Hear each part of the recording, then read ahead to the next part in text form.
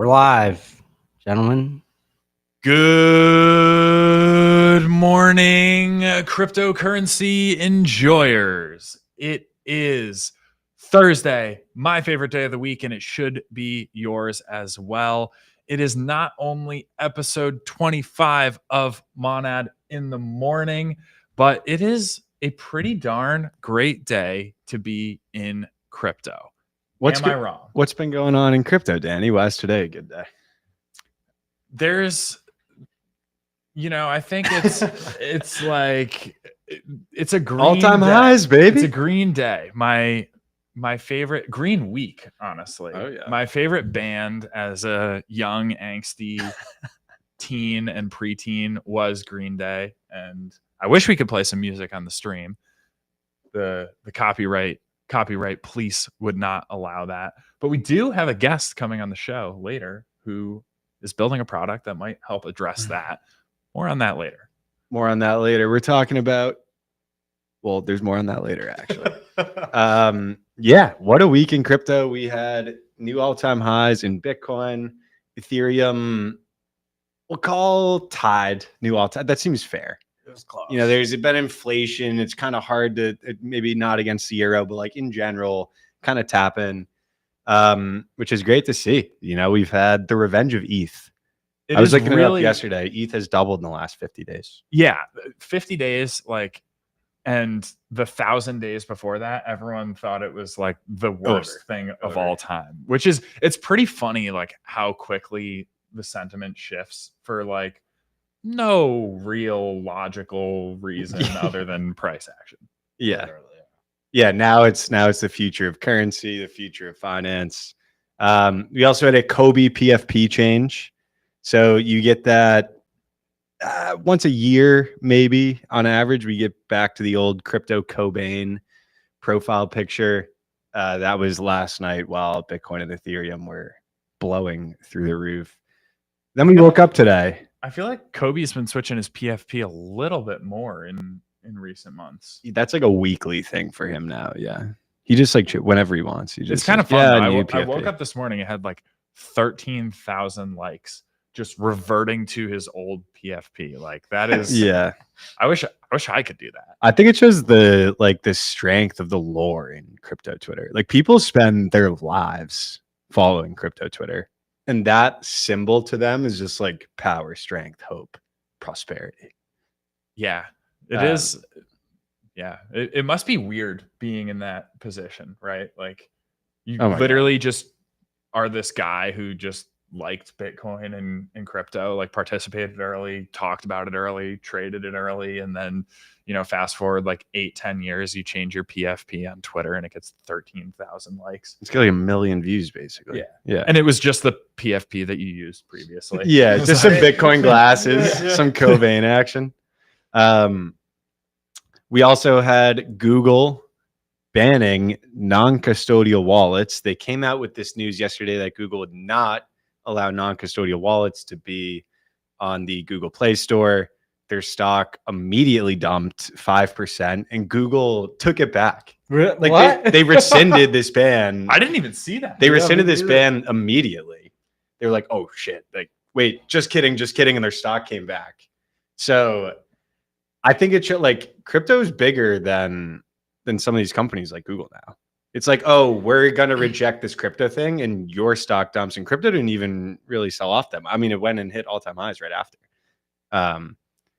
So I don't know. That was very interesting to see a massive company saying we are not going to allow this crypto route. And then immediately the market goes, that's an awful decision. And then Google comes back and goes, just kidding. Yeah. Actually, I think like the best part about that is it's not flat out a rejection of crypto, because you can define crypto at this stage in like different ways. Like different people have different definitions, but it's really like decentralized crypto, non-custodial wallets, which they can't operate with the licenses that Google was saying they would have to go out and get. So that's like basically the initial announcement is like, hey, we're not going to support decentralized crypto, like self-custody. And then, you walk that back and it seems like there is momentum for decentralization here, despite the fact that it's not like obviously dominating the timeline. So not your keys, not your coins, lest you forget it. Well, it's interesting because like Apple for a while wouldn't allow crypto apps, certain crypto apps, and then they now are allowing it as well. So they're having to adapt for sure. Well, they would allow it. They just had like the tax. They just had like 30%, 30% fees, and they dropped that way down. Well, but you also couldn't have. Thanks, Danny. Kiss the mic, Jessica. Kiss the mic. You also couldn't have, I think, like you couldn't use in-app purchases for crypto. There was definitely a lot of red tape. Less prohibitive, which is what we like to see. Give the power back to the people. Non-custodial. That's big. Intern, what else we got? What else do we have? We had Stripe announce that they are going to be building an L1 specifically for payments. A lot of heat around this one on the timeline. It's an EVM L1. So they got that going for them, which is nice. We like EVM L1s on Mana in the morning. A lot of discussion from the Ethereum focused people saying, is this good for Ethereum? We saw some takes. I was like, EVM, literally the E stands for Ethereum. They are forwarding the EVM. That's good. That's a win. A lot of other people saying, no, that's cope. Like they didn't build an L2. They're building their own L1. They're not using Ethereum. And there's just been a lot of back and forth on the timeline about this, but it is interesting to see, Matt, like Stripe, one of, if not the largest private company at the moment. They're launching an L1. So one, that's huge for crypto, but two, an L1 instead of an L2, like that design choice is different, right? Robinhood going on the L2 side. We're seeing Stripe on the L1 front. So I don't know. It looked like big corporations were going to go the L2 route. Now it seems like there's a couple other players hopping on the L1 side. It seems like one thing is for sure, they want to own whatever the stack is that they're going to deploy, right? If you're a $100 billion company, you're either going to launch your own chain. Like you probably are not just going to go and use a general purpose one. That's just what we're seeing right now. This changes weekly, but currently that is kind of where the pendulum is on the matter.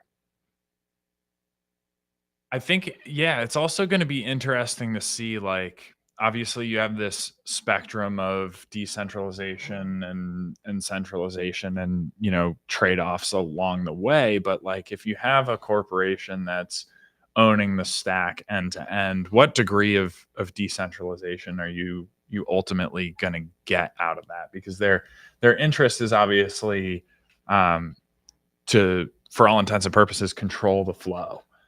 And there's reasons why it's good for their business to do that, but is that a net positive overall?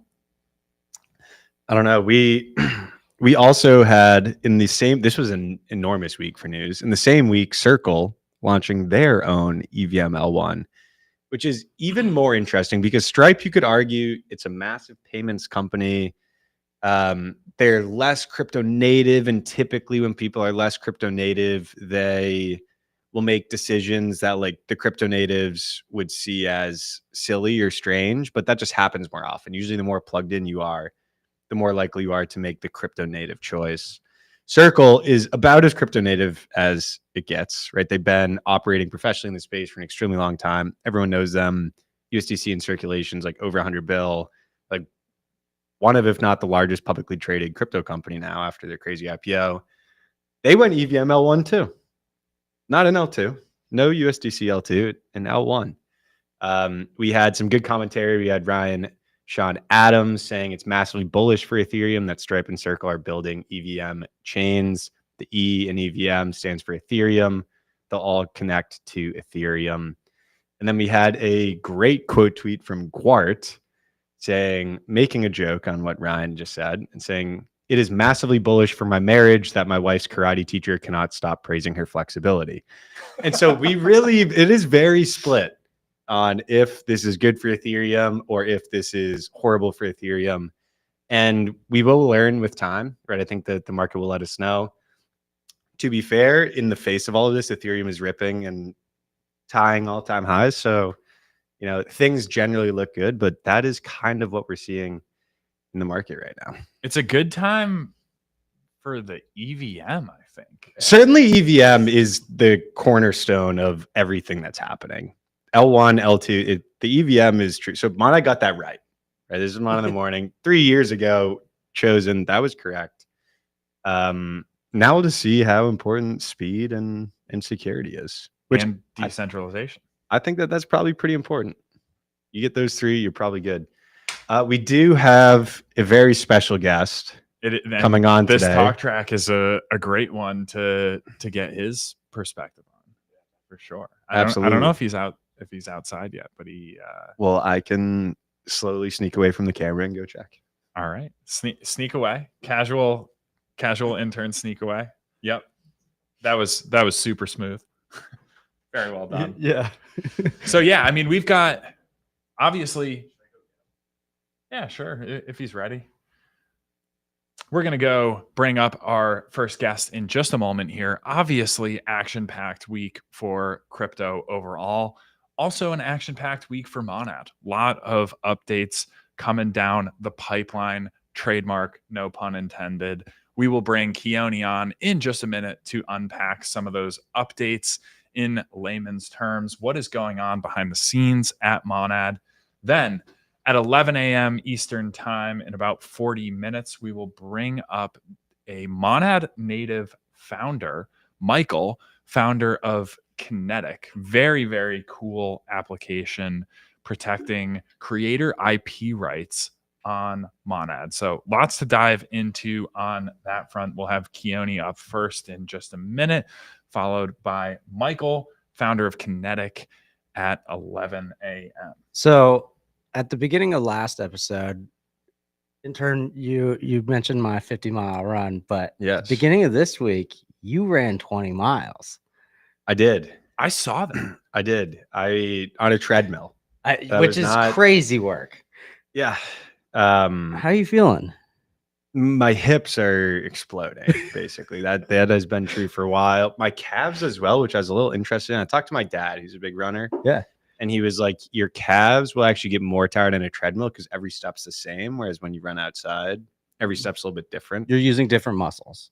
Right. So like when you don't have to adjust for some tiny change in the road, your body will run a little bit differently. So I learned that.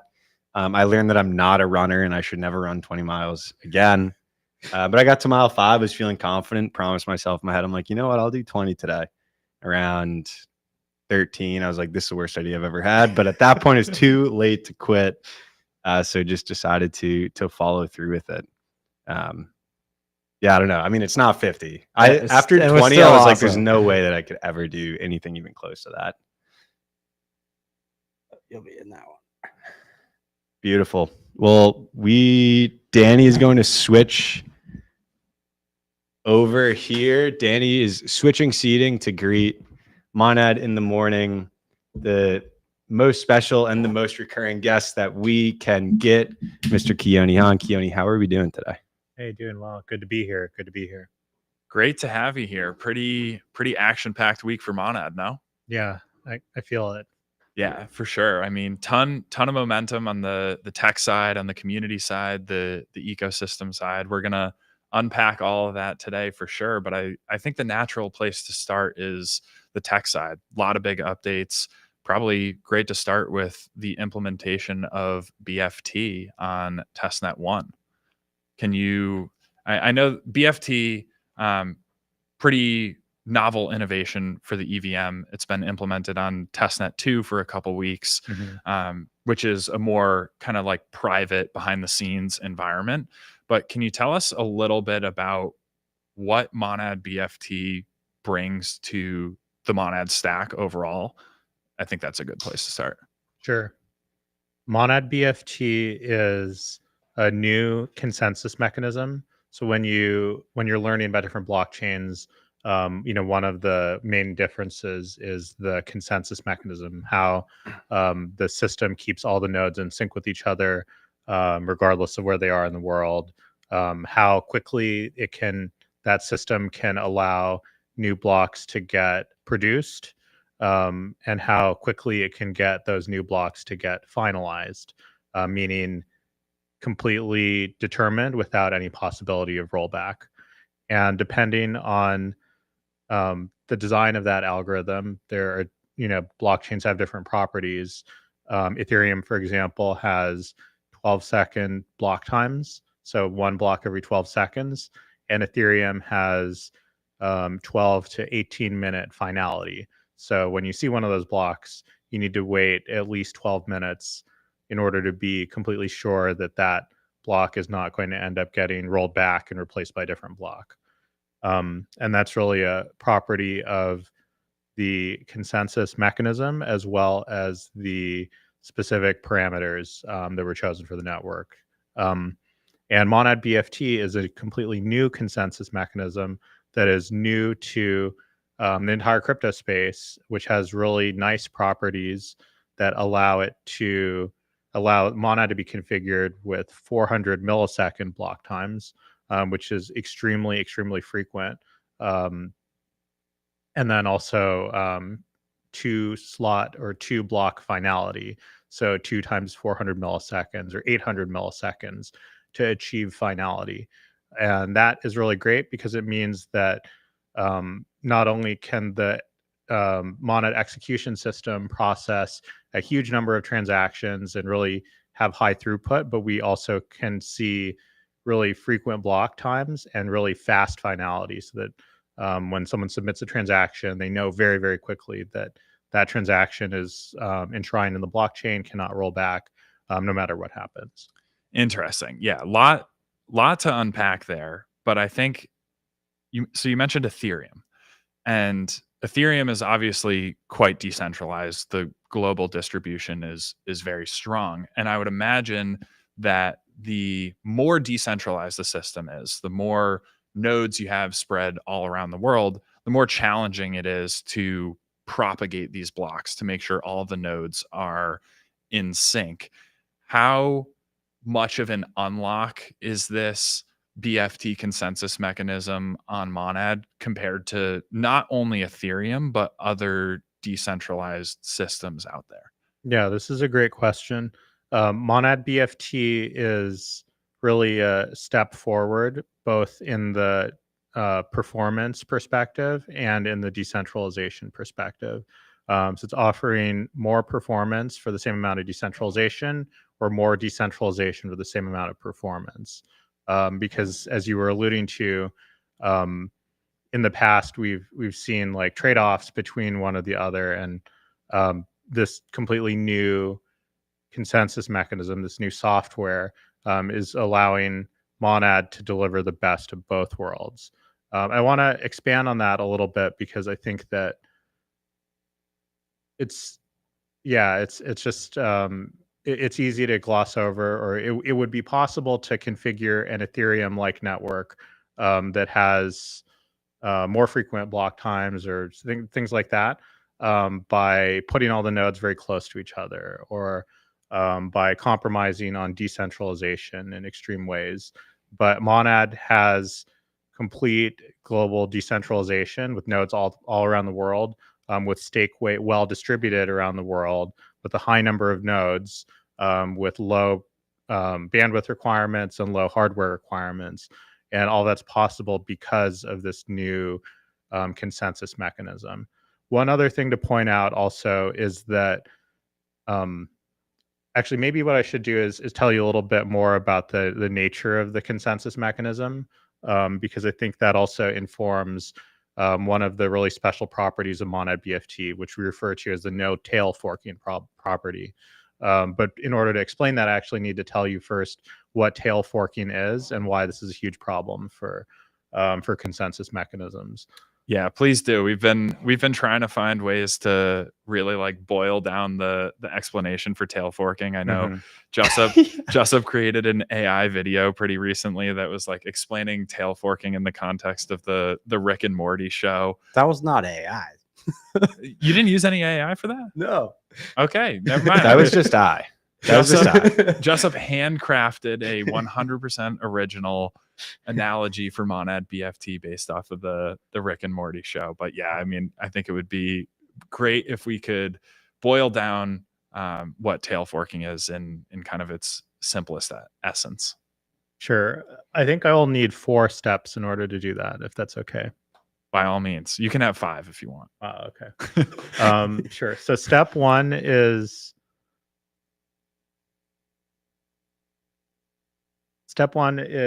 we want to design so say that we're designing a consensus mechanism from scratch. We want this consensus mechanism to support a large number of nodes. We really care about decentralization of the network. We care about not all of the power being concentrated in a very small number of nodes' hands. So as a result of that, we want a consensus mechanism that uses linear rather than quadratic communication.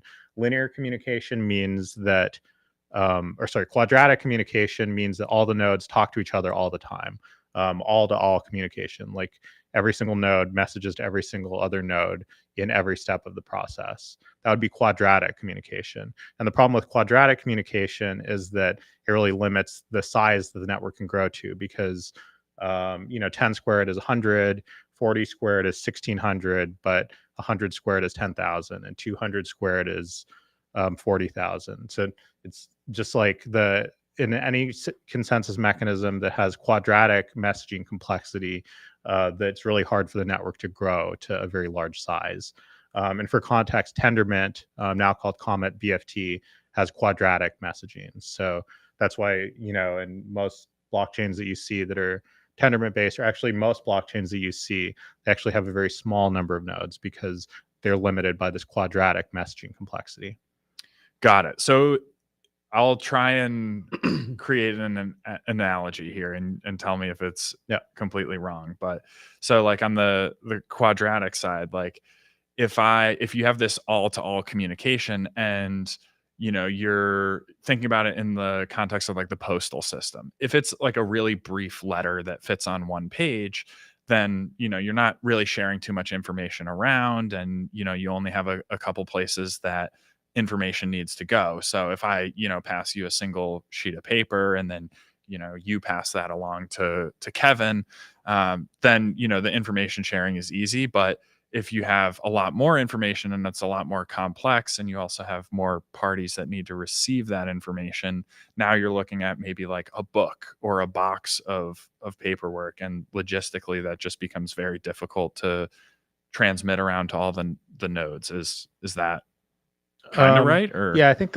I'll build on your analogy a little bit. So let's say that the 4 of us were trying to collaboratively edit a transcript for Monad in the morning. Then in a quadratic messaging system, then anytime I make a change, I would propagate it to all of you, but you'd also maybe be making changes. You'd be sending like a bunch of copies of that transcript to all of us.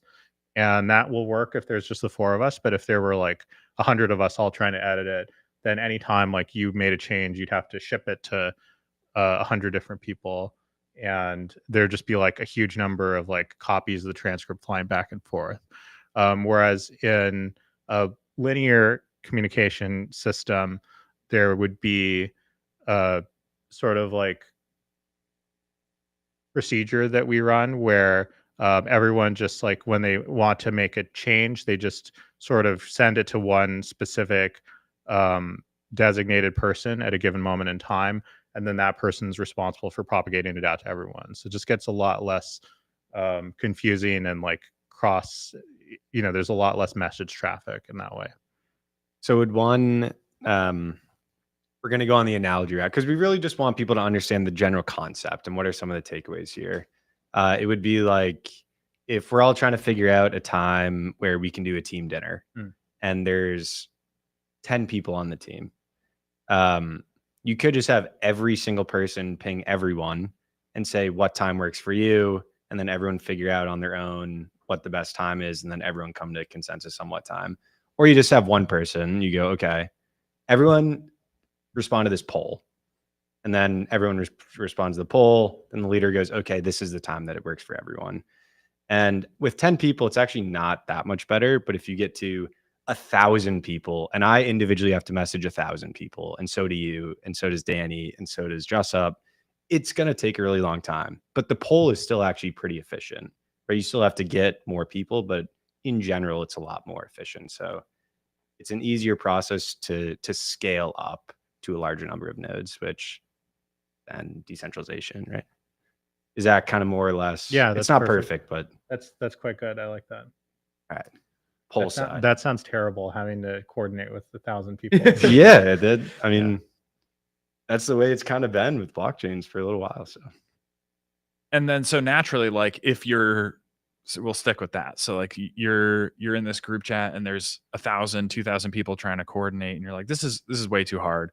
Like the conclusion in most systems historically has been like, well, we need to compromise on like the decentralized global distribution of this network in order to make this group chat much more simple. Monad BFT comes along and says, actually, you can kind of have best of both worlds here. You can have really, really strong performance, basically right up to the edge of what is physically possible. But you can also have this decentralized system as well, which that kind of is the ultimate ethos of crypto, that if it's possible from a performance perspective, it should be done in a decentralized manner. Yeah, exactly. I think I promised you 4 steps. Oh, yeah. So I'll maybe try to give you the next 3 in a slightly faster manner. Okay, cool. Okay, the second thing to know is that over the past however many years, like 10 years of actually longer, because I think these mechanisms started getting researched in the 90s or so. But since the launch of Bitcoin and then other systems, there's been a sort of acceleration in research. So over the past couple of years, a varietal of consensus mechanism has become more and more popular, which does have linearity in messaging complexity and has pipelining. Well, technically, let me mention really briefly. So linear messaging complexity was really popularized with the hot stuff family of consensus mechanisms. And basically the way that hot stuff ends up working is that the leader makes a block proposal, sends it to all of the other validators that are participating in consensus, sends the message directly to all of them, and then all of those other validators send their votes just directly back to the next leader. So that's where we have the linearity in messaging complexity. Instead of having everyone sending their votes to everyone, instead it's just direct messaging from leader to everyone and everyone back to leaders. Sort of like a fan out, fan in kind of approach.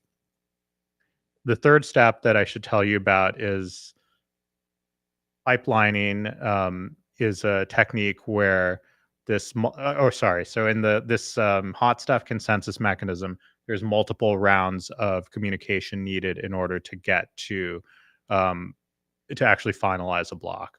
So it's like the leader sends out to everyone, everyone sends their votes back to the leader then sort of like aggregates all of those votes into something called a quorum certificate, which is proof that everyone had voted in that way, and then sends that quorum certificate out to everyone, and then everyone sees that, affirms that they received the quorum certificate, and then sends a vote back on that to the leader again. And then there's kind of like multiple rounds of this that happen. And at the very end of it, then you get a finalized block. This takes multiple rounds of communication, and because of how the nodes can be anywhere in the world, if you just multiply the maximum distance between 2 points on a globe by like 6-ish, then you end up getting like the minimum block time that you could have between blocks because of all this communication that needs to happen. So this would, I guess, to use Kevin's analogy, would be like if in order to agree on a time for dinner, we needed to follow this protocol, but it required now we're going to do this thing where there's a leader who's going to be coordinating the scheduling of the dinner, but there needs to be 6 rounds of messaging back and forth between each individual and that leader in order to actually determine where we're going to go for where and when we're going to go for dinner. And obviously, if you multiply like the maximum distance between 2 points around the globe times 6 or so, that gets you to a certain minimum block time. Doing the math, it's like 120, 150 milliseconds roughly times 6. It's about a second, something like that, plus time needed for execution as well. That's the second step, is we have linear communication, but it's not the most efficient because there's all this ping-ponging back and forth.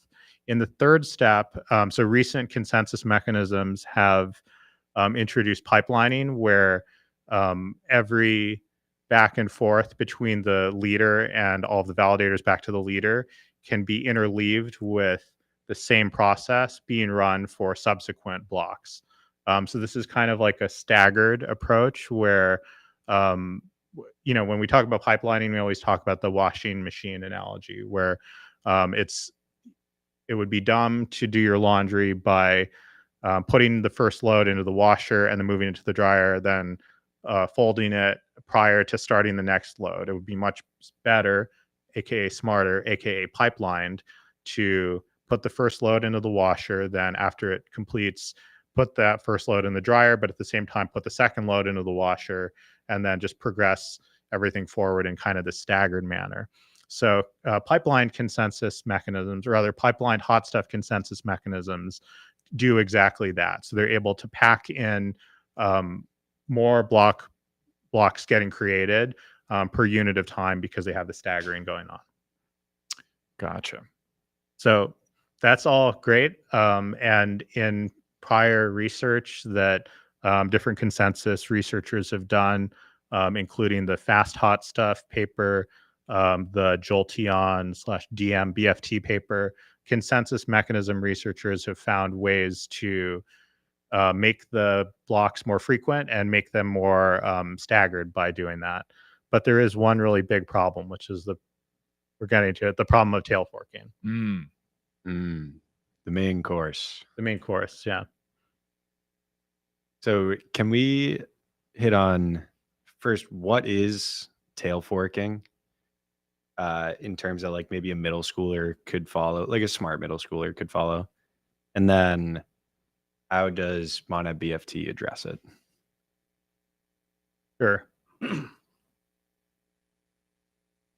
The absolute simplest, I think, description of tail forking is, so we all know that a blockchain is, or maybe we don't, but a blockchain is a series of blocks. And the objective is that every however many, whatever the block time is, like 400 milliseconds or 1 second, we produce a block, and that block has a pointer to the previous block and some new information in it as well, including information that can help progress that block proposal forward. And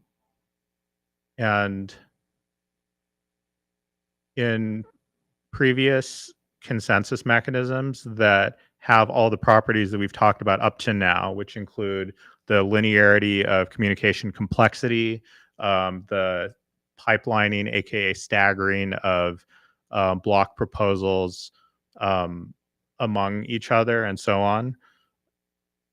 There's a pretty severe problem that happens where when a block is proposed, it takes multiple rounds of consensus in order for that block to get finalized.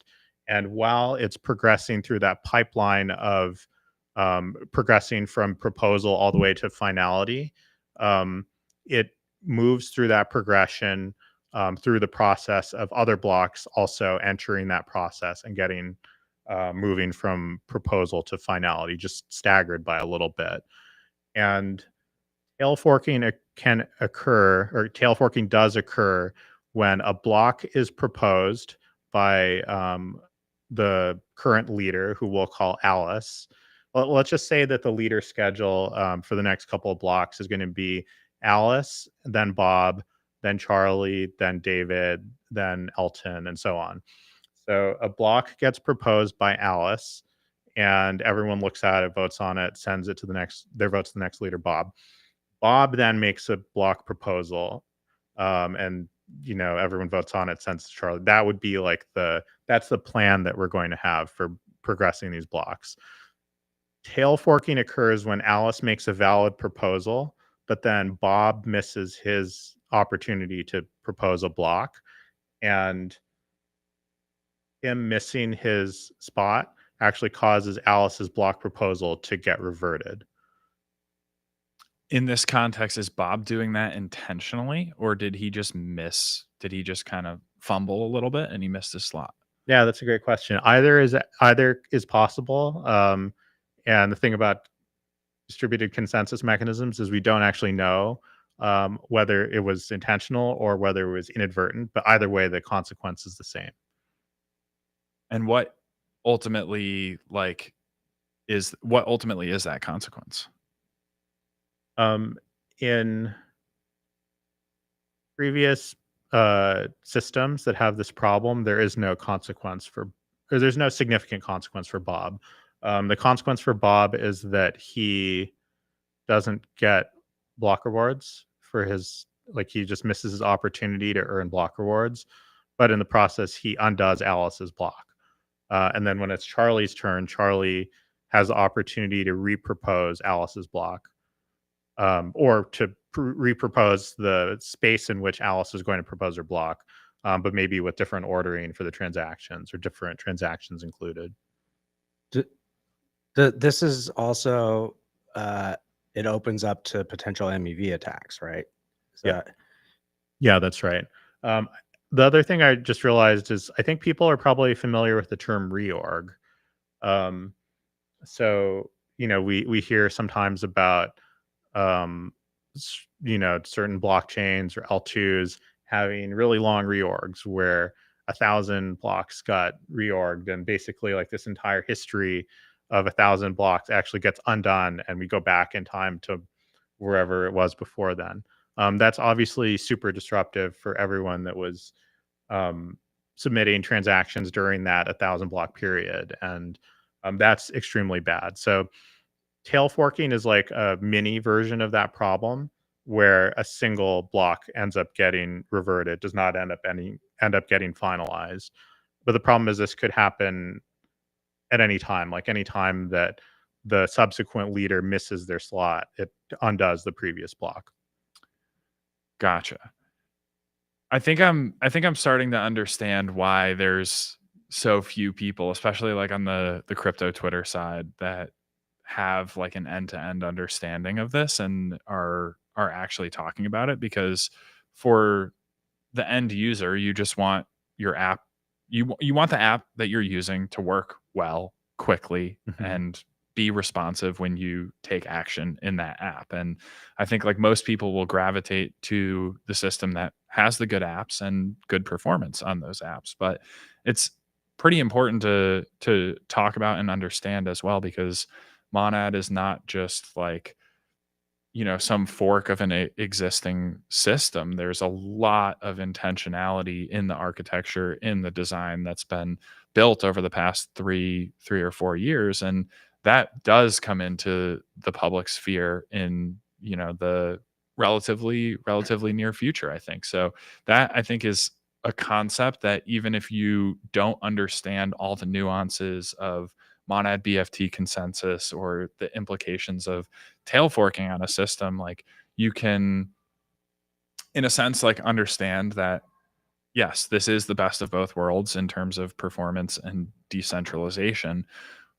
But in terms of like validating that, I'm curious if you've seen any conversation amongst consensus researchers or developers in the space looking at monad BFT, talking about monad BFT, or do you think it's something that's still as underrated as it was a couple months back when we did the community architecture AMA on Twitter? Yeah, I love what you said about. I agree with you that there's probably like 100 people in the world that understand what monad BFT actually does at a very low level. but that's okay in the sense that with any foundational technology, there are very few people that understand like precisely how the technology works. But what we all benefit from is just the consequence of that technology. I think what I can say with confidence is that the space had been moving toward pipelined hot stuff style consensus mechanisms already. It was starting to get a lot more popular, but these consensus mechanisms all had this Achilles heel, which is the Achilles heel of tail forking. And it's not just a theoretical problem, it's a very real problem. Like the monad testnet prior to Tuesday's upgrade had basically had like that pipeline hot stuff consensus, the pre-monad BFT consensus mechanism. And that one, you could just like look at monads.com and see that there were always pairs of skipped blocks of missed slots. And that was literally because, there were tons of times where an Alice was proposing a block and then a Bob missed his slot and that just undid Alice's slot as well. And it's just like a really severe problem for this style of consensus mechanism, which otherwise is really great in the sense that it has frequent block times, it has fast finality, it's the direction that the space has kind of been moving toward. And monad BFT addressed the problem with that system. So I really expect that monad BFT will become the standard that a lot of protocols look to use, because it really truly is delivering the best of all worlds between pipelining and linear communication complexity, large networks, but also just has a very high degree of confidence that when a block is proposed, it's going to end up getting finalized, which was not the case before. I'm going to see if I can do all the way down to second grade tail forking. And it might be wrong, but I'm just. Are we going to get a movie analogy here? No, I wish. Okay. I do need to get to a movie analogy because I think we are shooting 100% on movie analogies, but to tail forking. So imagine like you're hanging out with your friend in second grade and you guys got to do your homework together. And your friend does his homework and then he's like, I got to go, but can you hand in mine with yours tomorrow? You say, okay. But if you don't do your homework, you don't hand in the friends, he doesn't actually get credit for it, right? He doesn't get his grade. So he misses out because you didn't do your job. And then there's also the side where you could steal the MEV or there's like economic incentive to do so, in which case it's like your friend saying, hey, please hand in my homework. And you go, wahaha, and you erase his name and you put your own and hand that into the teacher. So he misses out and you steal it. And that's a problem. And that's what we're trying to prevent. That more or less kind of what happens, but with just like billions of dollars and really smart people and machines. Yeah, that's exactly right. There you go. Second grade. We're teaching it. Teach them young. They got iPads in their hands now in second grade, so they can learn about stuff like this. Build a note. They certainly do. As the husband of a second grade teacher, that's where they prefer to spend most of their time for sure. But one other comment on BFT that we didn't address is that Michael from Category Labs presented at the Paradigm Frontiers conference, and also the BFT client, from my understanding, is open source at this stage. So anyone can not only look at the code but go ahead and implement it directly. Do you hope or expect to see other implementations of the monad BFT system in the coming months or years, and who might benefit the most from that? Yeah, that's a great point. the BFT Monad BFT getting open sourced, I guess it was like about a week ago, is a huge. It was a huge undertaking by the Category Labs team. If you go and look at the repo, everything's extremely, in my opinion, which is biased, but also like looking at it objectively, is extremely organized, very modular, really clean code, easy to understand. I think a lot of people can actually benefit just from like anyone who's curious about how consensus mechanisms work or how high performance systems work should just go and read the code and learn from it. It's really well done. And I think more generally, this just reflects the Monad mission and the Monad way, which is to um, build really performant systems that we think the space needs and solve pragmatic problems without fluff, without um, exaggeration. Just build really good systems that can be foundational building blocks. Like we want to build a um, system that can change the world. We want to build a system that can bring all finance into a decentralized environment. We want a system where we can replace or augment existing financial systems for personal finance, banking, with a better system that's more open to everyone and that is cross-border. But we need a really strong footing. Like we need really performant, well-designed, well-engineered systems to support that. And the open sourcing of Monad BFT, which is half of the Monad system overall, the other part being the Monad execution system. But the open sourcing of that last week is a great first step toward not only the launch of Monad, but just more generally of pushing the space forward with really high quality engineering. Yeah, and I mean, speaking of pushing the space forward, and also, like fundamental system, obviously, Monad, non-negotiable design decision from day one was that Monad will be EVM compatible. There's been different sentiment around the EVM space in the past year, 18 months or so.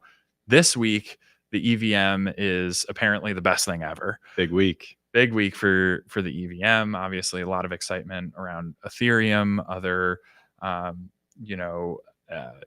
L1s have been announced. How are you Strike, thinking? Circle. Right on.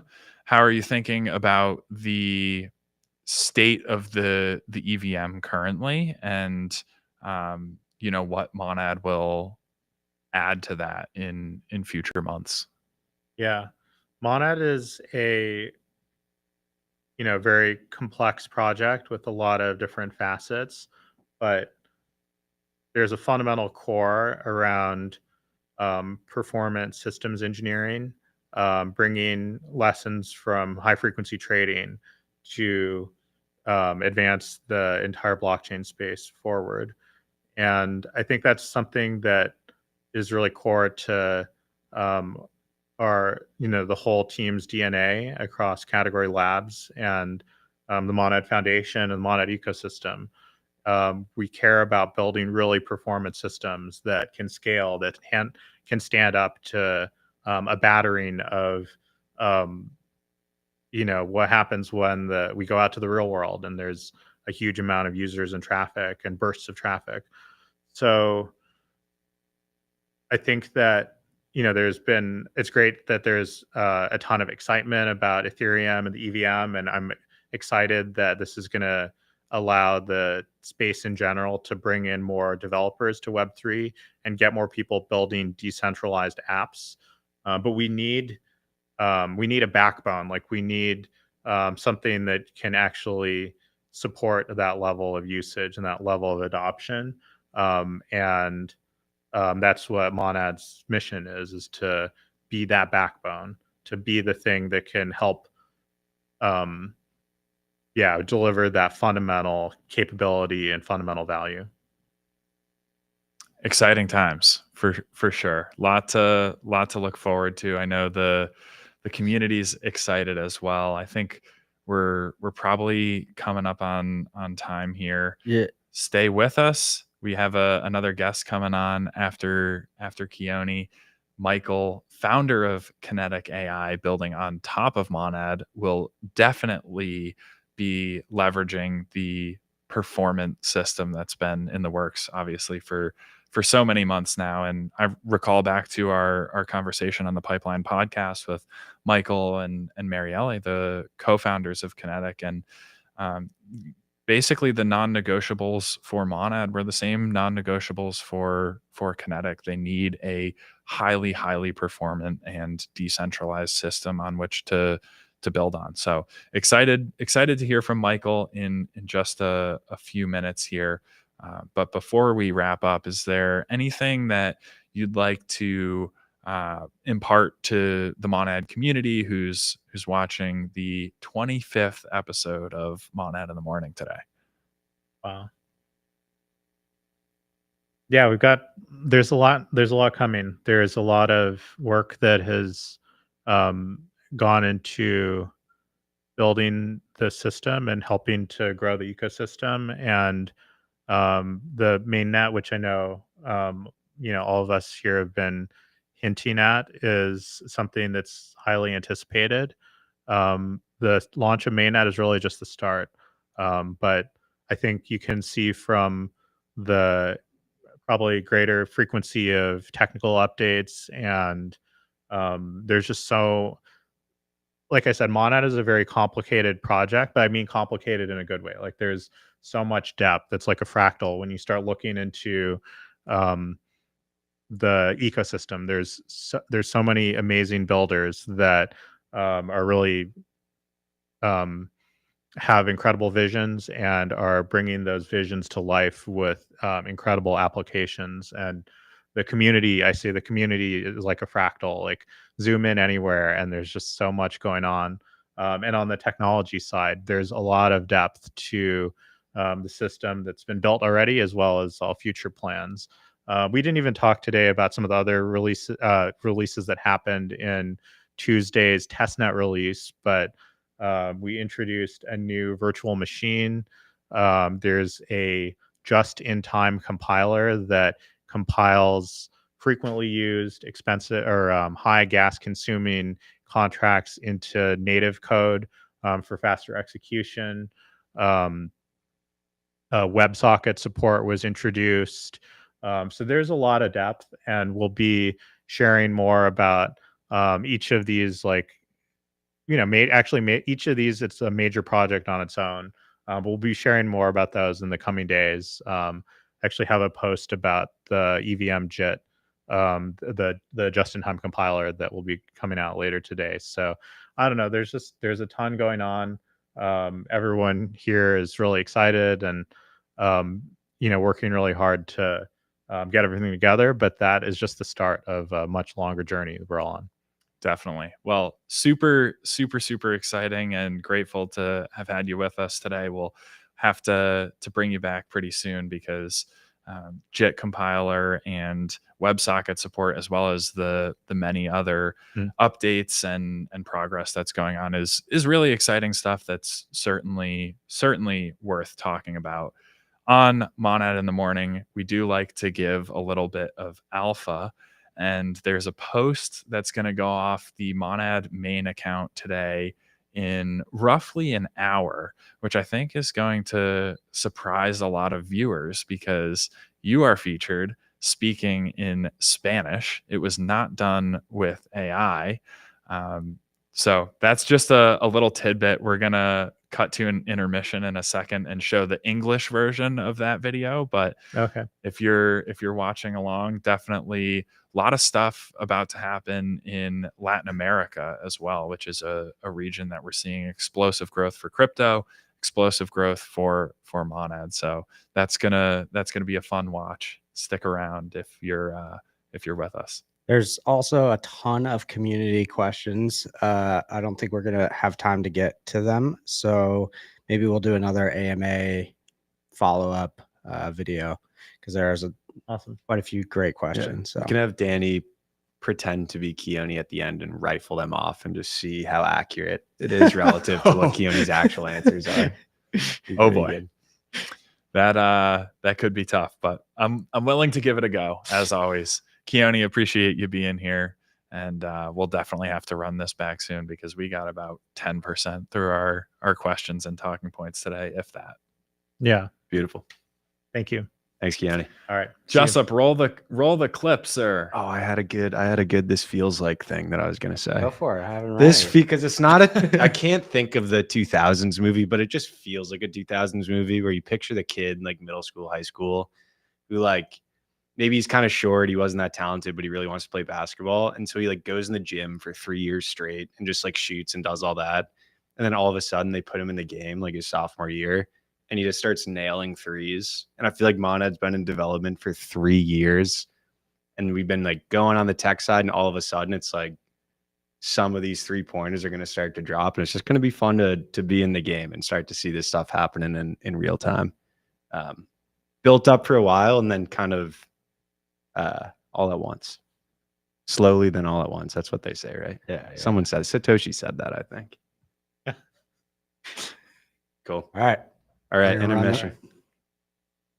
Beautiful. Latin America is one of the fastest growing crypto markets in the world. In the past year alone, adoption rose by over 42%. 4 countries in the region rank in the global top 20 for usage, including Mexico and Argentina. In countries with double or even triple-digit inflation, stablecoins are essential as a means for storing value. People use on-chain payments because banks are too slow, expensive, or unreliable. And because crypto presents a meaningful solution for real-world problems, adoption is rapidly accelerating. At the Monad Foundation, we see LATAM as a proving ground for what crypto can actually do, and we're here to support the builders making that happen. As a decentralized, high-performance, EVM-compatible blockchain, Monad can power cross-border payments, consumer fintech, and business finance cheaper, faster, and more equitably than today's systems. That's why we're excited to support the region's growing crypto adoption, starting with hands-on events for developers and founders. Later this month, Monad Foundation is sponsoring Mobile 3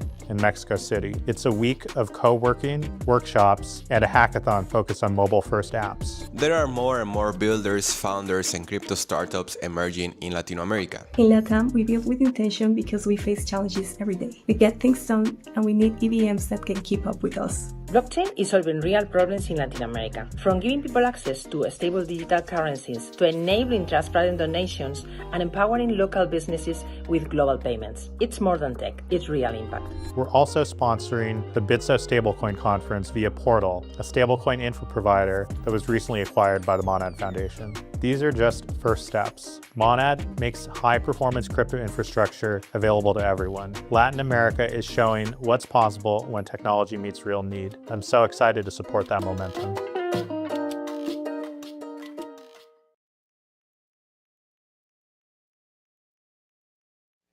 All right. Right here in this chair. And We are back. We're getting set up here. We have our next guest that has just arrived. Without further ado, we got Michael. Welcome, Michael. Welcome. Thanks for having me. It's great to have you. Great to here. be here. I'm going to slide this just a little bit closer to you. It's on an arm, and it sometimes right. has a mind of its own, and it slides away. I am very excited. Before we get too deep into things, though, I have to apologize because we tagged somehow the wrong account on the stream today. All right. When we set up the stream, we don't actually do it natively on Twitter. And I think we had a little bit of a typo. What's up, Kev? How we doing, Michael? All right. What's going Little on? bit of a typo when we tagged the Kinetic account. So if you are watching, I'm going to read this very carefully so that we don't mess this I'll up put it up on. twice. Oh yes, let's get it on the screen. The screen. Kinetic, KINETK_AI. Did I get it right that time? I mean, I think so, but we You just sound hired a good. new community manager, Chaos. So, hopefully he's on and Oh, I He's would certainly on. I would be What's up, Chaos? astonished if Chaos is I not know. on. A little Chaos, shout out. Welcome aboard. Chaos has been causing chaos in the chats. That's what he's here for. longtime Monad in the Morning super fan. Definitely Love that. appreciate Chaos, and we congratulate Chaos because he's joining up with an awesome team. When I Thank you. first heard about Kinetic AI, my mind was like literally blown. It's been something that I think I can relate to as a former music producer and certainly video creator. I know Jessup relates as a longtime creator, and we've had quite a bit of excitement in the Monad community as well. I think a good place to start, though, would be, what is Kinetic from the broad strokes perspective? Sure. And thanks for having me. Hey, fellas. Good to see you. Good to see you Jessup, too. Kev. This is Chaos's Super Bowl, by the way. He was like Mana in the Morning super fan. He's like, we got Michael and Kinetic on today. Like, I cannot wait to see what Twitter looks like That's after this. awesome. I just had to shout that out, Chaos. We know you're watching. We love you. That's right. Catch you soon. We do. So, the tagline is we're building IP infrastructure for the future of digital creativity. But, what does that actually mean? So think about a world where anyone who's creating content, right? If you're a TikToker, if you are a blogger, if you're posting on YouTube, if you're an NFT artist, or if you're a company making IP, our belief is that you should have the ability to A, prove what you make is yours, and B, be able to track where that content goes in real time and understand who's consuming it at any point in time. And so, as you guys know, Kinetic is the bringing together of two companies. One is when I started Trips, and then my brilliant co-founder has started Mentaport, and it really is kind of the next part of the vision, right? Which is building a network, like I said, where anyone at any point in time, wherever they post, can see where their content is going. And we do it through a combination of all sorts of technical stuff like invisible watermarking, agentic AI agents, but that real-time tracking at the core comes back to what we believe is creator-first intelligence at any point in time. I think the easiest way for anyone in crypto to understand this is stolen memes. Happens all day long. All day, every day. Some like small account like comes out with a good meme. 3 seconds later, maybe realistically 3 minutes later, a large account is posting that meme and it's going viral. And that original creator's like, yo, my I didn't meme. get anything on that. Yeah. Shout out KB. This is one of my favorite things to do. To the You Monad are a community. serial stealer. So I learned it from Dan, my old boss at CMS. We'd all be talking in the Slack chat. And all of a sudden, I'd see at CMS Holdings tweeted out this hilarious thing. It gets a bunch of likes. I was like, wait, I said that. It's like, well, I tweeted it. It's like, look, we'll see. But I think so that can be done in jest. I think this is like someone's career relies on getting credit and attribution for this large thing that they went out to create.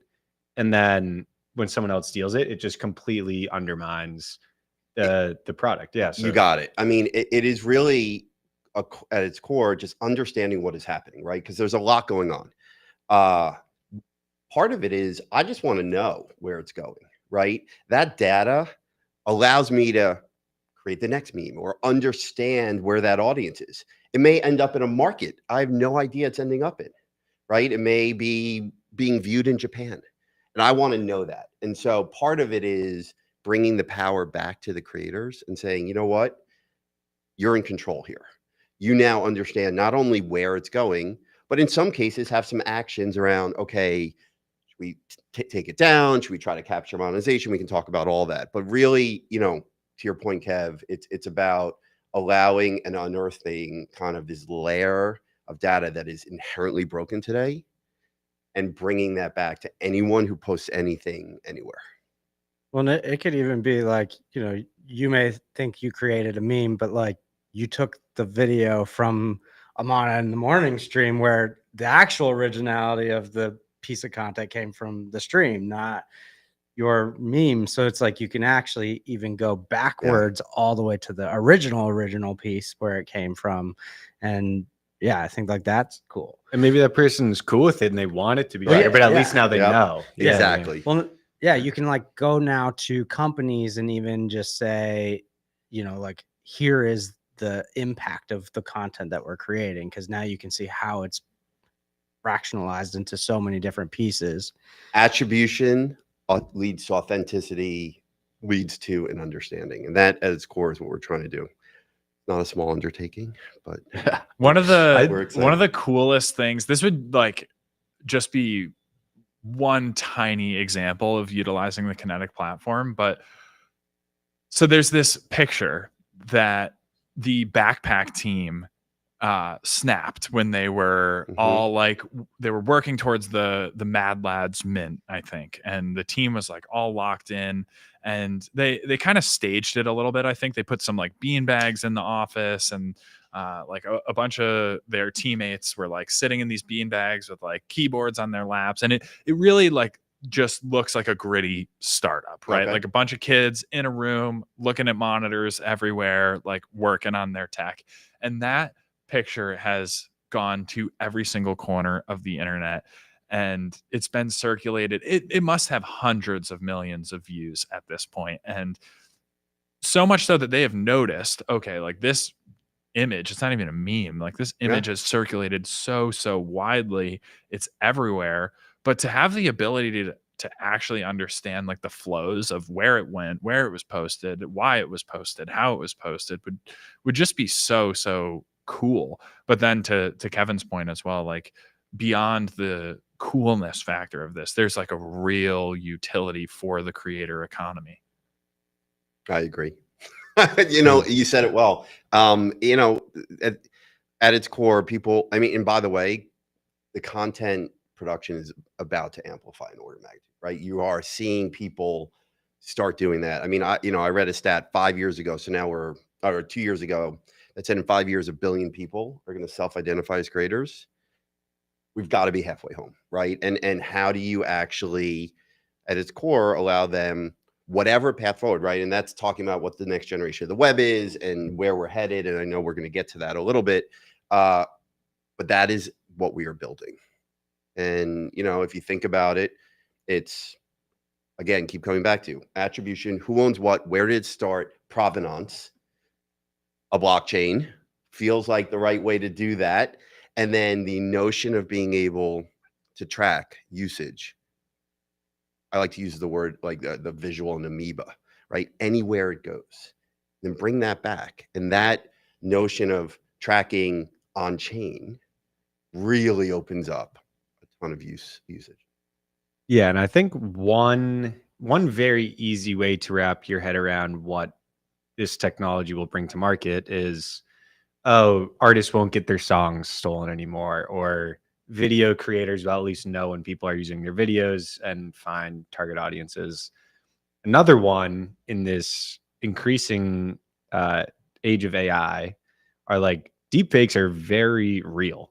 And having proof that someone was or something was created on chain by a specific individual is going to become more and more valuable. And that's another application of what you guys are building. 100%. And, you know, when you talk about music, right, we talked a lot about in the podcast music, but Marielle brought up, it's not just music, it's voices, right? It's the transformation of who's using whose voice. We are, you know, and to me, deepfakes is actually, if Marielle were sitting here, is one of the reasons she saw that writing on the wall. She's been in AI for well before anyone was really talking about AI. She was at Apple, and then, you know, she left to really solve the deepfake problem, which evolved into the technology that she built. And it's just core of what we're doing. Yeah, it's enormous. Like that like kind of breaks the world if there's no way to do this. Like if there was no way to verify that a real person said something, or if it was made up and you can spoof anything and no one knows, like two things happen. One, a ton of people are falling for fake bait on the internet. And two, even when someone puts out something that's real, you can't know that it's real because there's so much fake stuff. So like you literally dismantle all communication channels from the internet so no one trusts it. And you basically spam out a bunch of like fake shit. and it like breaks the entire distribution channel of the internet, which is like maybe the most valuable part of it. So it's like, it's basically like, yeah, if you fast forward 5 years and you don't have something like Kinetic to help solve this problem, like the world basically breaks in half, and like you can't, there's no way to fix it besides verifiable attribution. And you know, the velocity of which these AI tools are coming it's incredible. And we do need a system to figure out, how do you authenticate? How do you kind of release attribution? And, you know, IP infrastructure is, you know, here to stay. Hopefully. I mean, we hope so. I certainly do too. I think I'm betting on it. everyone who creates anything and wants some compensation or even credit for that, Yeah, would agree on that. And I think at the most famous end too, it's preventing the fake stuff. Like we think about creating and getting credit. Joe Rogan's face and voice is getting used to sell random shit on Instagram. yes, it is. From a bunch of like completely illegitimate companies, and he doesn't have a solution for that. He talks about it all the time. He doesn't have a solution. And I would go one step further. It's not just whole content. People are snipping all sorts of pieces of content. And, you know, the notion of where those snippets travel is going to become, I think, part of the next generation of the web, right? Because if you think about how content's going to manifest, it really is going to be these little pieces of content being used to compile different things. We talked about it, just especially in the music space, but everywhere else. You know, I like to tell people we are trying to flip the script on IP from where something starts to where it gets consumed. And to me, that is our core mission and vision. And if we're able to do that, I think a lot of things kind of fall into place in a way that's really net positive for creators, creator autonomy, and creativity overall. I think this is like the problem that Kinetic solves is very easy to like conceptualize and understand, because everyone has seen at least one example of this firsthand. If you've ever connected to the internet or any social media platform, that is like pretty straightforward, at least from the highest level, to understand why this matters and what this solves. But what is Kinetic like in terms of hands-on? Is it an app? What does a user or creator interface with, if anything at all? How does that actually work? So for like Monad community and others who are tuning in, joining the Kinetic community, what can they look forward to, and like what is that actually going to look like in terms of participation? Yeah. So my head of brand would kill me if I didn't show a little bit. Come to Kinetic.ai and sign up for early access. No, in all seriousness. So you're going to be in all seriousness, do. Yeah, in all seriousness, do that. Definitely sign up for early I would access. sign up for But that. also ASAP. in all seriousness, you know, we are, as everyone knows in this room, and for those that don't know, we closed an acquisition where we brought on the Mentaport technology team, Marielle, who's not here right now, but my incredible partner and co-founder. And we are integrating basically her tech into the front end. And so maybe in early access in mid-September, just to kind of tease something out for those maybe sign up. But effectively what's going to happen is on the consumer side, if you are any creator, so we have real integrations at the API level with YouTube and TikTok, but if you're any creator, you will be able to come to Kinetic, 3 clicks. You don't even know it's going to be running on the blockchain, right? It's very kind of abstracted. Sign up with your email. If you do have wallets, obviously we can accommodate that.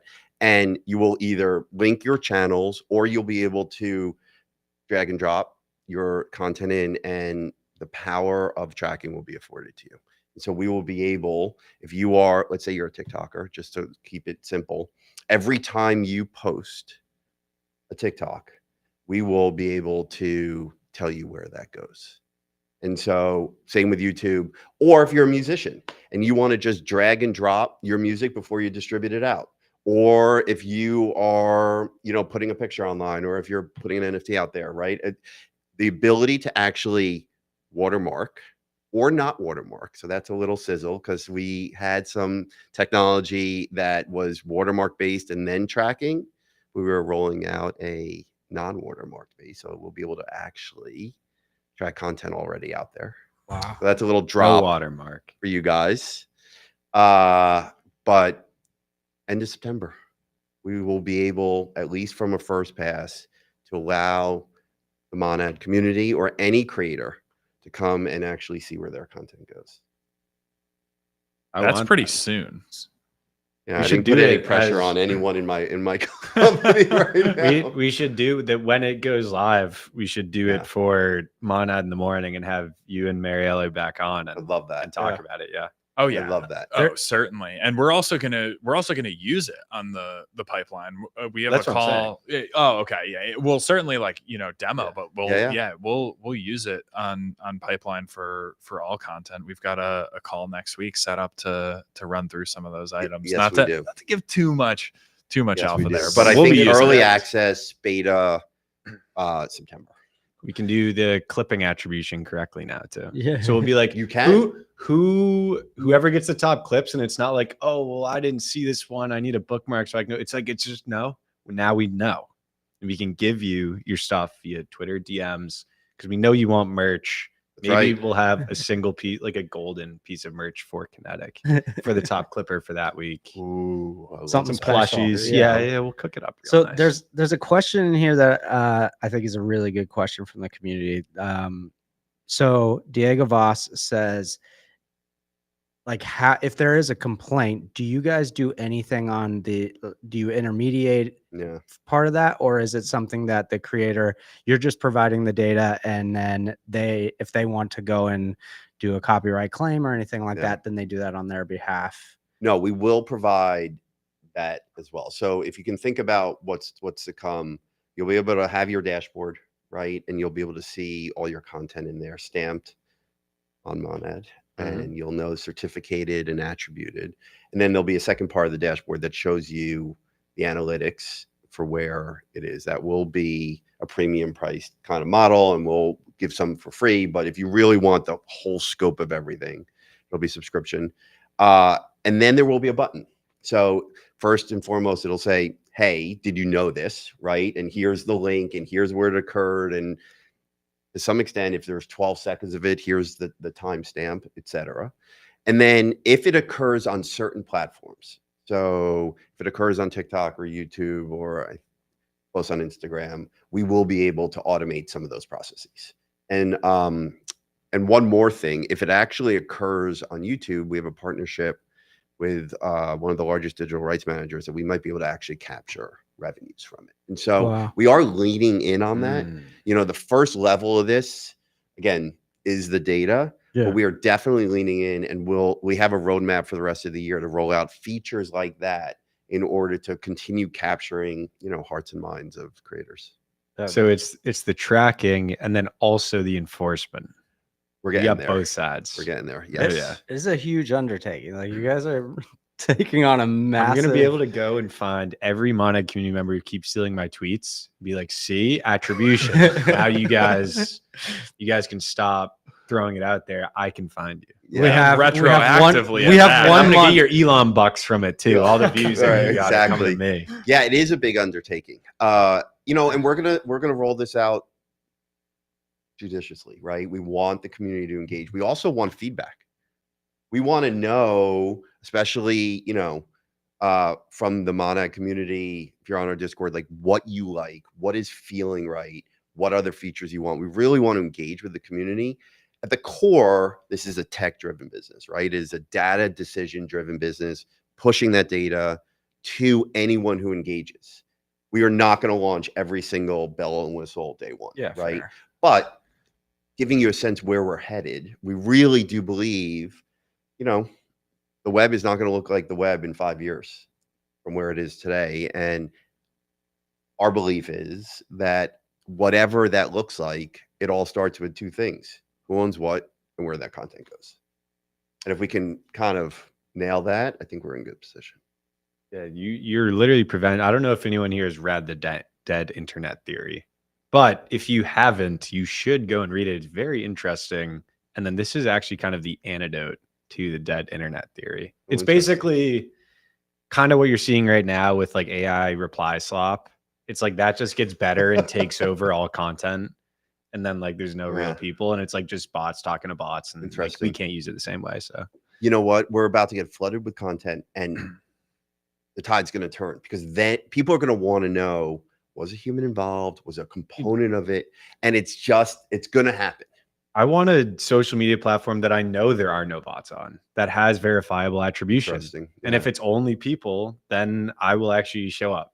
That the AI bots they're getting too much for me. You're like, we're about to get flooded. Like, we're flooded. Yeah, we are. I'm drowning in these bot content. Yes. You got to get rid of that. Well, that's why one of the reasons, at least 25 weeks ago, or maybe 26, 27 weeks ago, I was talking to Jessup, and we really just thought the stream, the live format, where it's not perfect. It's a bit more scrappy. Sometimes we have to put a video on and do an intermission and run to the bathroom really quickly, but that's okay because it's actually human. And you've got a lot of this content that's now so prim and proper and perfected by AI that it just doesn't really resonate with the human anymore. So it's going to be crazy to see how this continues to evolve. It also gives an ability for fans to engage, which is never going to leave, right? There's this notion of how community and how fans engage with artists, and this kind of stuff is great. I love it. Dude, I don't know if you guys, my girlfriend was like, oh my God, a Taylor Swift podcast is coming out last night. I did not know. I listened to it. I did not know how insane fans are in trying to interact with their creators until I listened to Taylor Swift talk about what was happening to her. It's like that. If that increases, then yes, kinetic to me becomes like one of the most important things that people can actually use on the internet. Like it basically breaks, but people go crazy. I don't know if you guys have listened to the Taylor Swift podcast yet. You have to. I saw the snippets. I hadn't. Yeah. Well, but it was a big deal. It broke the internet. Yes. If Travis Kelce was using Kinetic, he would know where you saw the snippets, but right. He's not yet. So yeah, it's okay. We'll put it on the list to try to get him and Taylor on board. Yeah, you get Taylor to use it. One of the most interesting things to think about with all of this is like, for any startup, one of the biggest challenges is user acquisition, like getting people to use what you've built. I am sitting here and I'm thinking a lot about Kinetic recently. I really can't come up with a good reason why creators would not flock to this thing. I want to say that again so we can snip it one more time. One more time, Danny Pipelines. I'll run it back, get the clips ready. I'm just kidding. But like, why not?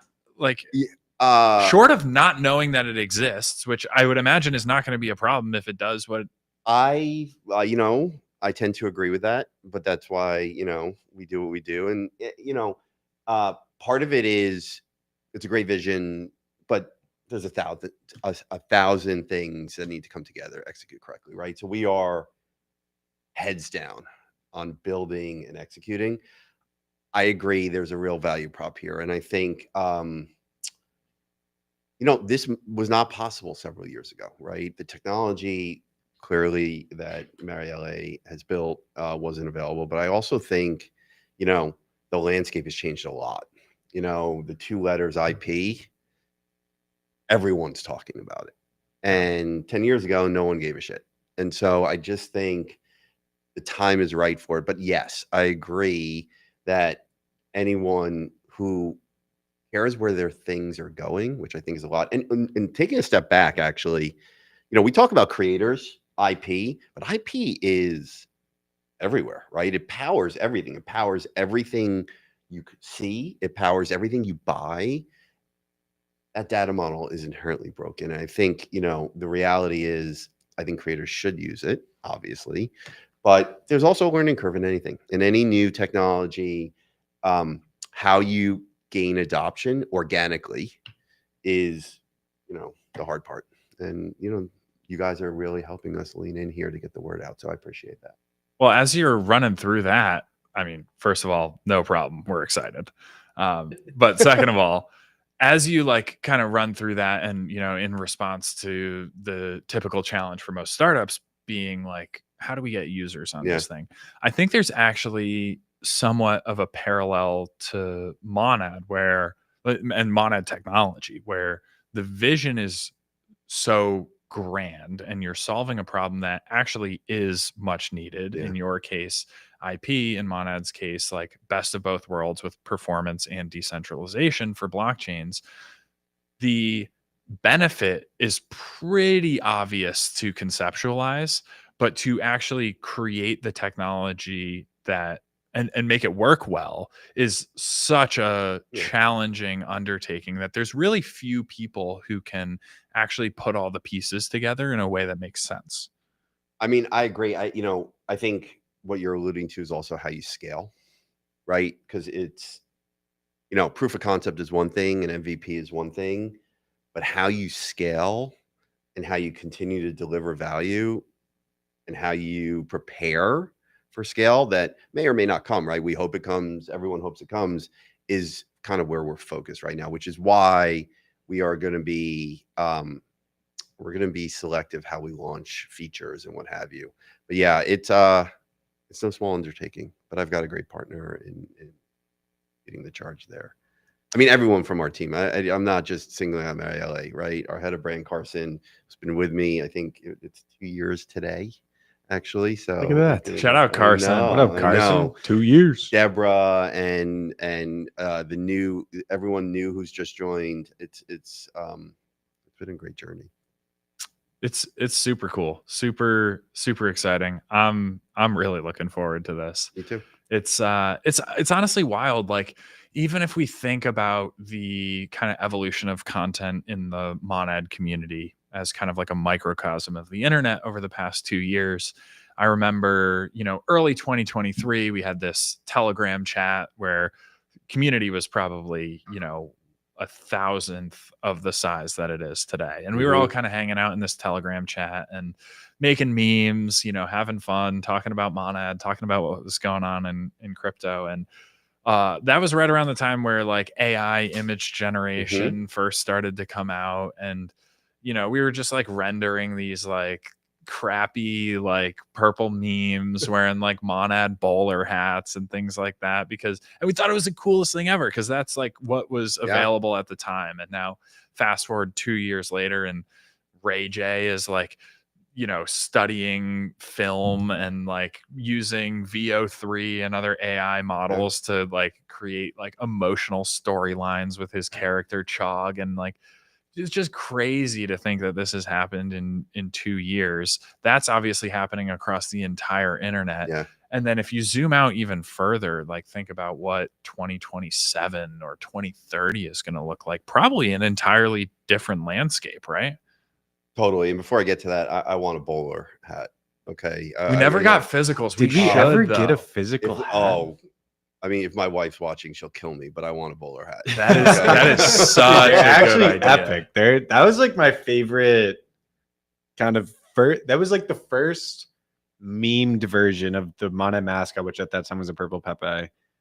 And then we made Dapper Pepe with the bowler hat, and the bowler hat's so good. We're gonna need to riff on that for the Kinetic gift of the week or gift of the month, because that's the great. golden bowler hat. I mean, there you go. Come on.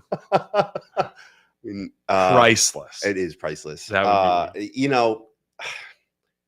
the future's happening really quick, and every time I try to think about where it is, it's evolved. So, I'm not going to give a huge prognostication where we're going to be in 5 years, right? But what I think is pretty certain is a couple of things. One, that we are moving, and I use this kind of terminology, and I said it before, this amoeba, where content is going to go everywhere. It's just going to go everywhere, right? And these walled gardens, these platforms will still exist, but the walled gardens are going to kind of start crumbling, and that is really interesting. That's really interesting for the next generation of monetization, how that manifests, who gets paid when, how those business models kind of start, right? It reminds me, of like the Napster days. And then the next 20 years was this brilliant content monetization schema that came out of it. I'm not going to predict that, right? But I do think the future of content distribution is I mean, IP for me is where it's at for the next 5 years. Like, it reminds me of how people used to talk about like privacy when the first web came out and what have you. And you and I talked about, we hate web 2, that word, right? I mean, that word, web 2, web 3, everyone's a creator. We go where the content is being generated. And to me, the future is this rapid explosion of content and authenticity that actually matters as people look to build connections in ways that we don't even know. Yeah, it's I think it's honestly like an interesting parallel again to Monad. People always ask us and team members at Foundation, like, okay, you get this performant and decentralized EVM, like what new use cases does that unlock? Like what can someone go and build? And the answer is like a lot, but specifically we don't know. You in turn use the analogy often that like when the internet got 10 times faster or 20 times faster in the early 2000s, that opened up this whole new design space. And all of a sudden, new things were possible, but people actually had to go and like conceptualize what Instagram would be, or what a Facebook would be, or what YouTube would be. And oftentimes it looks a little bit like odd or weird at first. And then all of a sudden it clicks, they get the traction. That's where the content goes. And that's probably going to be the same, I think, for Monad more broadly, and certainly continuing for content as new tools are available, new apps, new ways to track and share IP. So, well, I agree, and that's part of the reason we're here. Besides the people in this room who have really leaned in and been great supporters, I think you guys are the future, and so we're thrilled to be part of it. And if what gets built, I mean, we're getting built. So there you go. Bingo. Yes, this is actually a great use case, because I remember we were talking on the podcast, like, okay, at some point you make the decision like blockchain's a really good fit for this, and then you go out and there's thousands of chains you evaluate, based on a few specific criteria. Yeah, I mean, Marielle said it best. So, why blockchain? Because it's the best tech. And why you guys? Because it's lightning fast. And that's kind of what we really need, right? When you think about what we're trying to accomplish, the amount of content we are going to bring on chain, and we have started already, and the level of data that we're going to link on chain is going to be really, hopefully. So we got a couple community questions.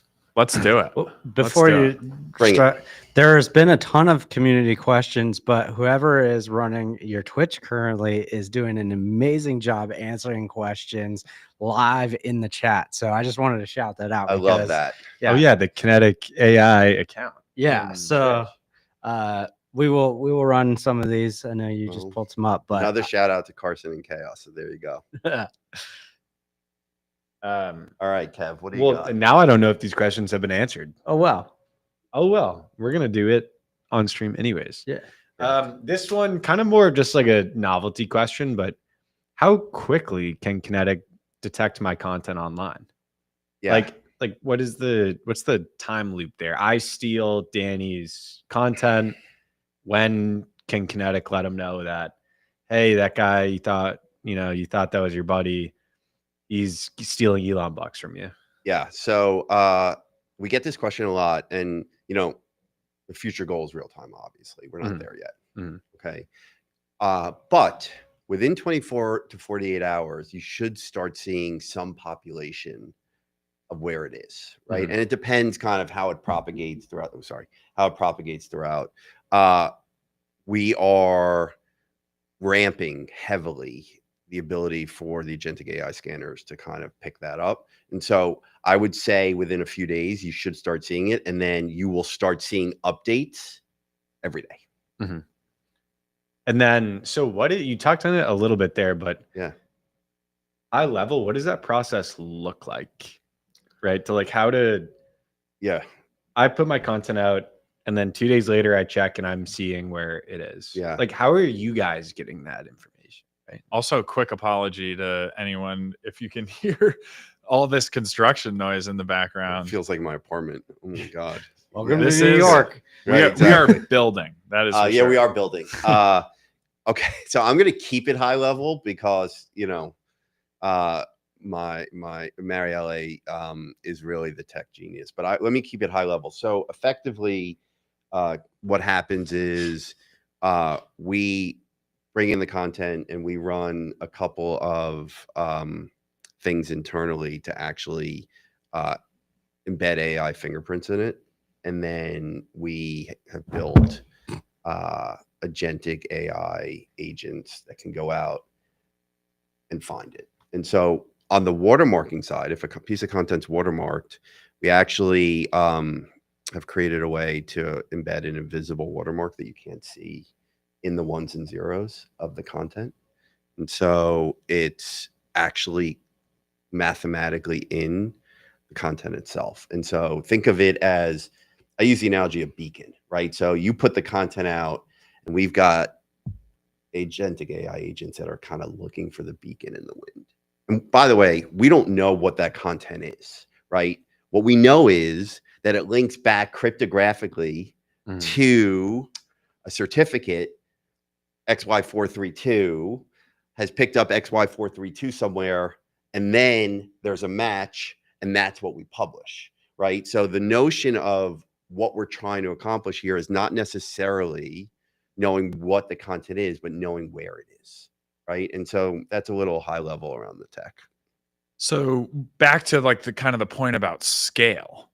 Yeah. Watermarking as a concept has been around for a bit, has. both like digitally and obviously, physically for decades and decades, if not centuries. But the fact that AI agents can now go out and assist in not only the watermarking process, but also like the attribution and matching process, is that kind of the main thing that enables Kinetic to scale and actually be functional at scale. Yeah. And maybe I'll give a little more what's to come, especially as we think about our ecosystem. So we are going to allow the community now at some point run a Sentinel, be part of this scanning ability, and they'll get rewards for becoming part of our scanning Sentinel. So now we're running it ourselves, but you might see some things in Q4 that allows for the first community members to be part of this and maybe get some rewards. I don't know what those rewards may be. One can always guess what those rewards might be. Sign up for early access at Kinetic AI. See, though, this is why you watch Monad in the morning, because you get the news that doesn't break. It really is that, right? I mean, the scale. Look, this is what we talk about internally. How do you scale right? How do you scale appropriately? And Marielle said it on the last podcast. There's anyone who claims they're scanning the internet is just lying to you. No one has that scale except for Google, maybe, right? But the ability to build something much smarter and the ability to actually synthesize where it is I think the genius of what she's done. It is very cool. Thanks. I'm super excited for it, and it's even more exciting that there's kind of like a phased rollout pretty soon. Be able to get hands on with the first instance, but also know that there's a lot more coming behind the scenes, and seems like the team is fully heads down grinding at present. Yeah, we're excited. Awesome. Well, we're checking to see if there's some more questions here. Yeah, that's what I was gonna get to. So basically how we run this show, we'll take some questions from the community while we have guests on, and then if your question gets asked live on the show, you get a spin of the prize wheel at the end of the show. What are the prizes? It's a lot of That's different cool. like testnet NFTs, Monad merch, pipeline hats, things of that nature. So if you're tuning in, and we give away X Premium, you can get follows from some of the Monad Foundation accounts. So we'll be spinning the wheel in a couple minutes for. Well, when we're for those live, who maybe we'll tuned in. drop on a little, free year subscription. That would be To big. Kinetic AI live. You might get a subscription on the show I today. love the background. We have a question from God. The pronunciation is so hard with these guys. Can you guys choose like names like Harry or John or something? It's just Q. That works. We have Platon BBT. Platon asks, why did you choose Monad as the foundation for kinetic AI? And what specific advantages does it offer over other L1 solutions? I mean, you know, it's interesting. Marielle, who I'm not going to parse, would say it's all about the speed of what you guys are doing. From a tech standpoint, we needed it, and we're going to need it.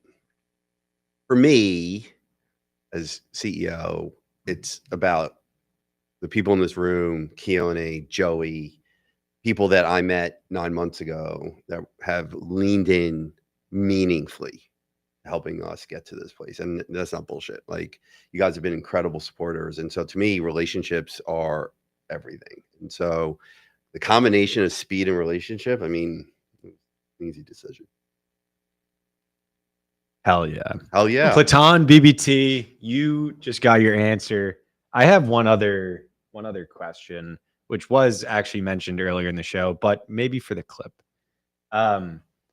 Is Kinetic exploring partnerships with major platforms like YouTube, Instagram, or Creative Commons? Is this like a plug for Creative Commons? What is that? It's a license. Okay. All right. Or Creative Commons to broaden detection and enforcement capabilities. Yeah. So good question, whoever asked it.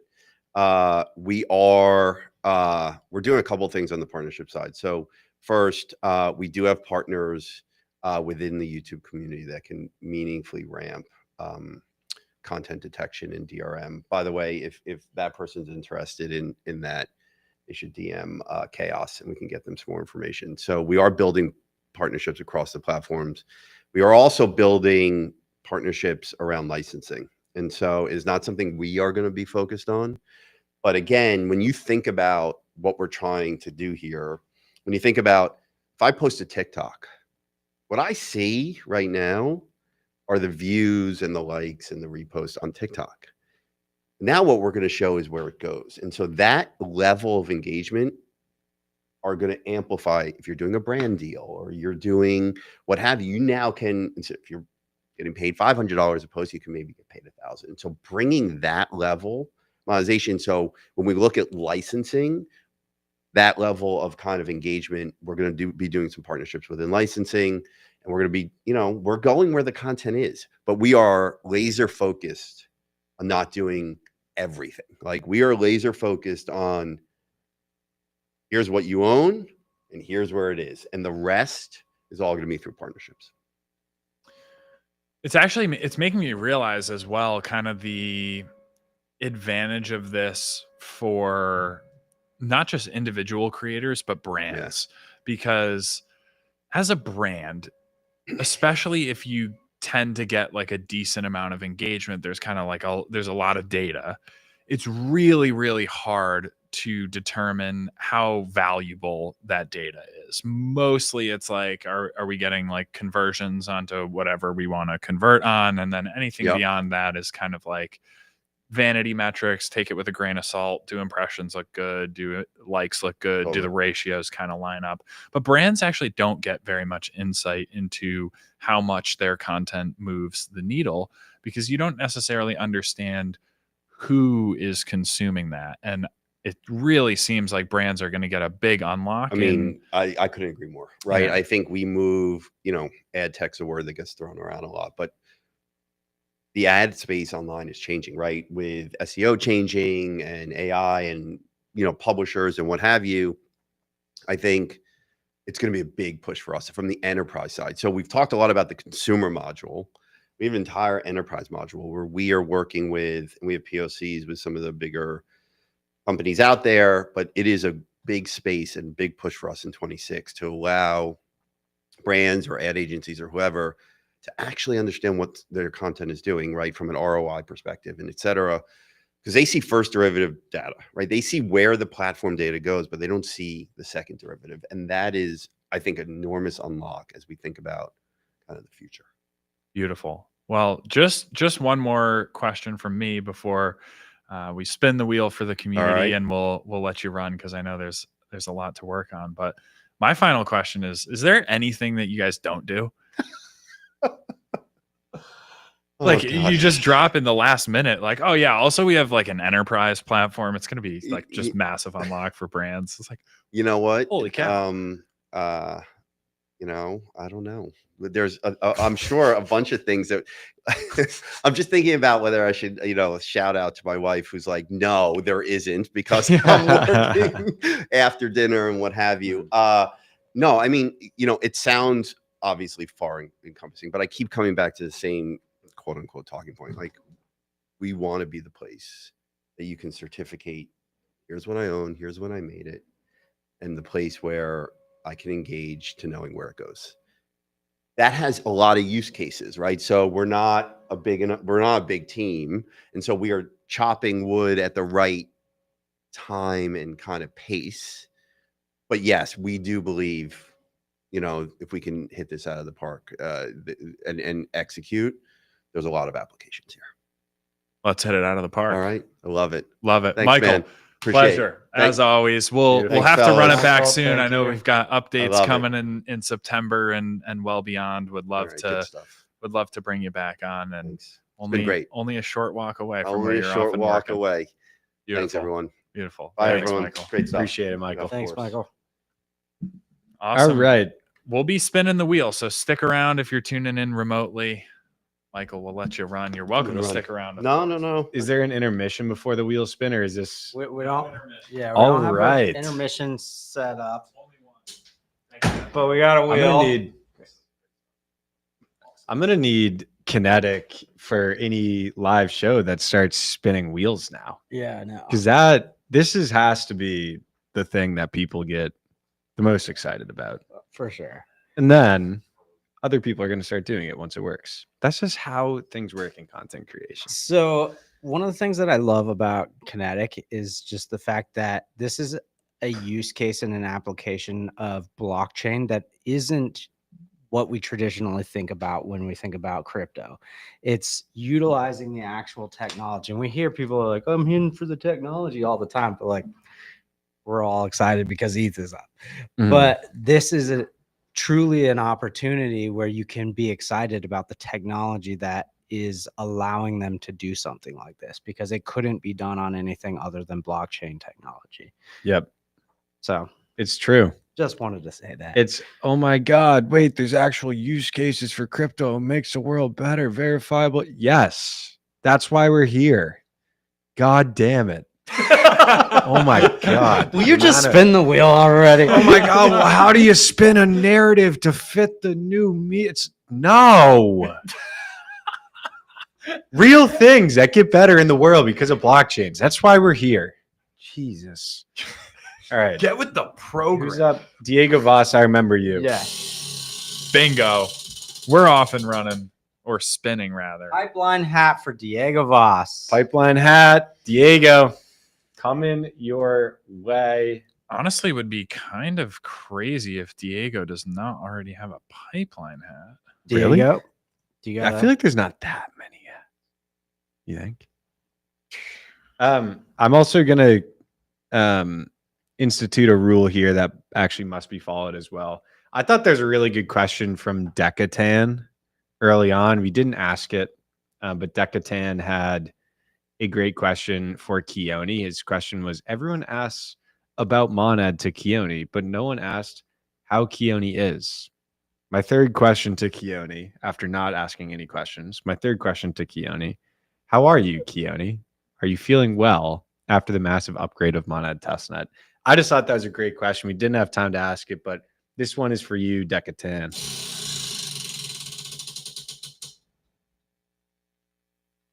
Pipeline follow. Pipeline follow. Give me that. Pipeline is the giving tree, right? Give me that handle. Decatan's getting the follow. drop Decatan. Yeah, whatever it is. Decatan. Decatan. On that same note, and I'm gonna actually ask Keone this question, but there was another one that I was actually curious about and was gonna ask him. Somebody asked is Keone going to write a book one day?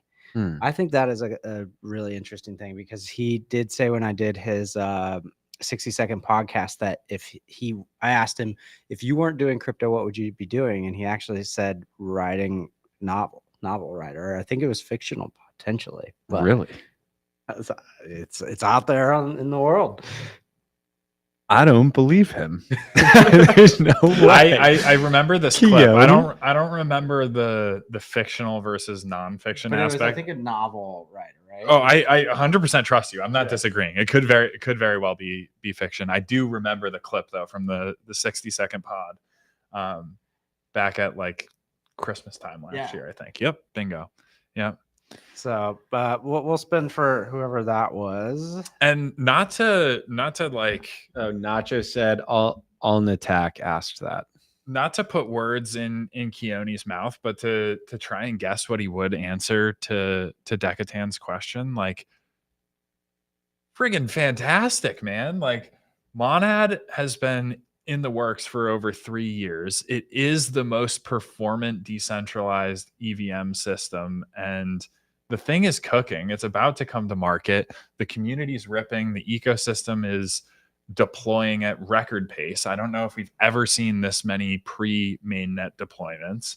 Is everything perfect? No, absolutely not. That's why we're here working. We're pushing forward. We're continuing to iterate. But this is like the most exciting time yet. Monad is approaching the starting gates. And on that front, like, what's not to be excited about?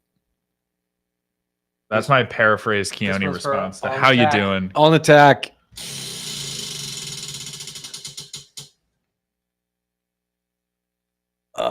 What does that say? Random testnet NFT. Random testnet NFT. All right. Also, we got one for Mel. Mel gets a spin for the opening sequence. What did Mel do? Oh, Yeah. All right, the Oh. opening scene. That's the best contribution in my opinion. Mel, shout out Mel. That was epic. Just going and creating the opening sequence. Yeah. Can we run it for a second? Is that like easier? Is that kind of hard? I don't know. We'll find out.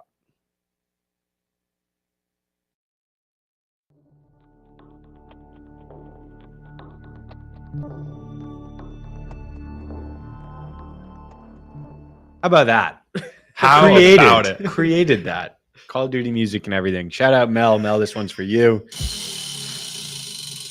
James's car. Oh.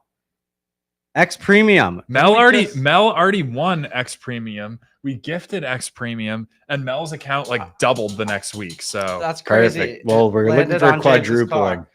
James's car. Mel is gonna get James's car. You love to see it.